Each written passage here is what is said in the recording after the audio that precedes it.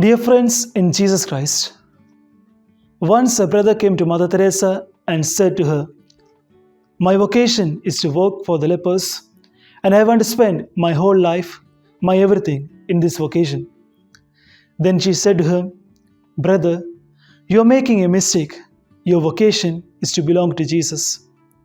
He has chosen you to Himself, and the work you do is your means to express your love for Him in action.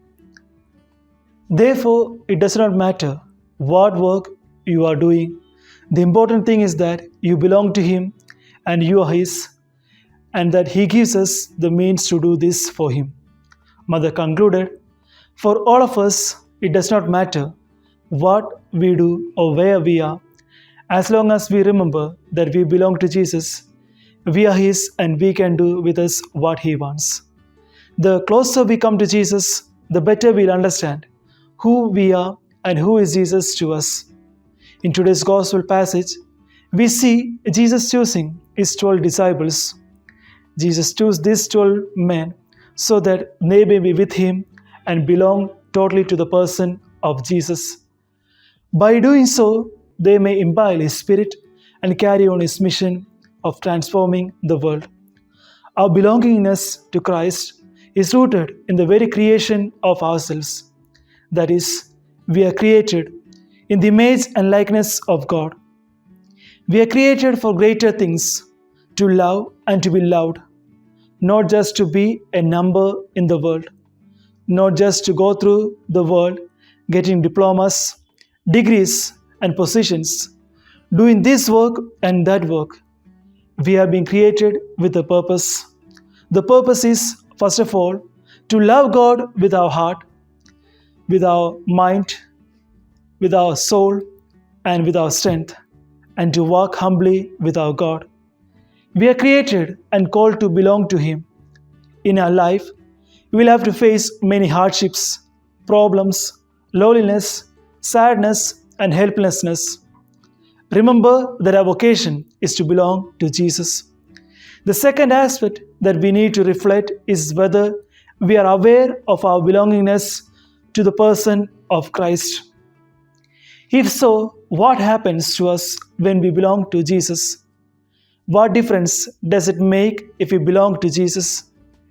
When we belong to Jesus, our life will be transformed. It can give us a profound reassurance of our worth. We are first and foremost God's people. Know that the Lord is God. He made us, we belong to Him. We are His people, the sheep of His flock. The third dimension that we need to look into our journey of discipleship is that the quality of our belongingness to Christ. Even though we may have known God or walked with God for a long time, we may not feel close to Him. Many people know about God, but not experientially or know God personally and intimately. What kind of person am I? Do I belong to God or do I belong to myself? As we reflect upon ourselves, we come to realize that we have often belonged to ourselves rather than God. Of course, we may think to ourselves that we should become one who belongs to God. However, there may be times when we do not have our life completely committed to God. Eucharist is a moment when God comes down to us in a little bread and wine to make home with us. God has given Himself to us. May the Eucharist be a reminder to each one of us to belong to Him, who gives Himself to us. Every food that we take becomes part of us. But when we consume Eucharist, we become part of the Eucharist. one with the person of Christ.